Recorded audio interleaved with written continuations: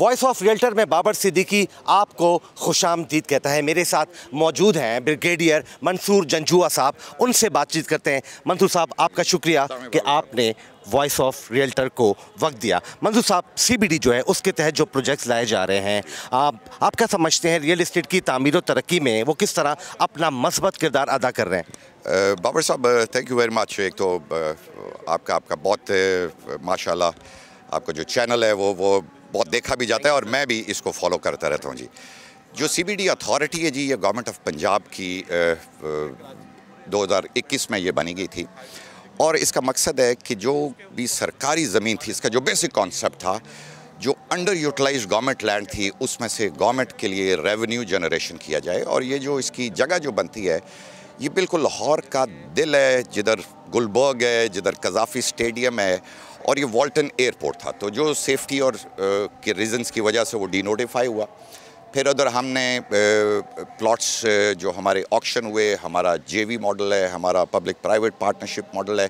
तो इसी मकसद के लिए जो आबाद है, आबाद एक्चुअली जो सब रियल स्टेट की और डेवलपर्स की मदर ऑर्गेनाइजेशन है। और ये आबाद में आके और कराची को बताना कि जो ये CBD अथॉरिटी है, ये एक most premium development authority government of Punjab की है विद कॉरपोरेट कल्चर। हमारे जो बाय लॉज है, हमारे जो सिस्टम्स हैं और जो प्रैक्टिसेस हैं, वो दुनिया की जो बेहतरीन कंट्रीज़ में, जब हम CBDs की बात करते हैं तो कनारी वॉफ है इंग्लैंड में, La Defense, downtown, King Abdullah financial district, Dubai downtown जो है, तो ये उसके कॉन्सेप्ट पे बनाई गई। और हमारे जो उसके कंसल्टेंट्स हैं, they are also international consultants.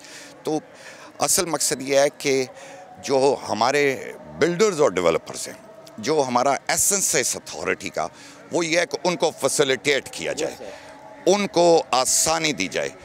और क्योंकि ये इंडस्ट्री ऐसी है कि जिसके साथ 40-45 तो डायरेक्ट इंडस्ट्रीज इन्वॉल्व हैं, एंड अगर हम देखें तो हंड्रेड्स ऑफ इनडायरेक्ट इंडस्ट्रीज।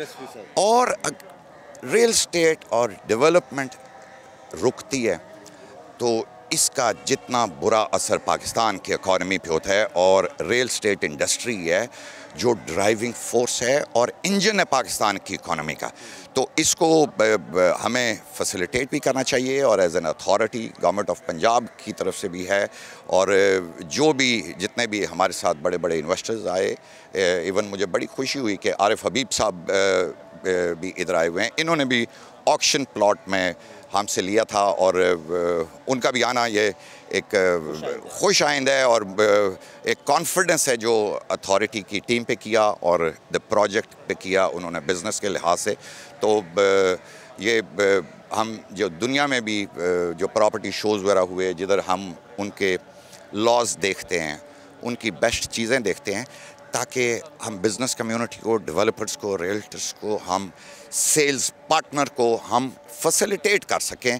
ना कि जो हमारा खुदा ना खास्ता जो एक कॉन्सेप्ट ऑफ अथॉरिटी का ये है कि जब तक हम किसी को तंग ना करें उस वक्त तक नहीं। तो अल्लाह के फजल से ये जो कॉर्पोरेट कल्चर, ये हाई एंड, ये मोस्ट प्रीमियम डेवलपमेंट अथॉरिटी पूरे पंजाब में हम फैल रहे हैं। हम पिंडी में वर्क कर रहे हैं, हम मुल्तान में वर्क कर रहे हैं, फैसलाबाद में अपना प्रोजेक्ट निकाल रहे हैं।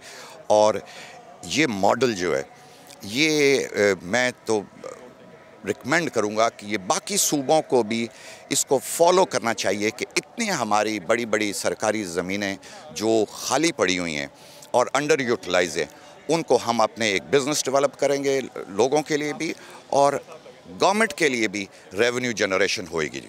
Wish you best luck. Mansoor Janjua Sahab, आपका बहुत शुक्रिया कि आपने वॉइस ऑफ रियल्टर को वक्त दिया। Thank you very much.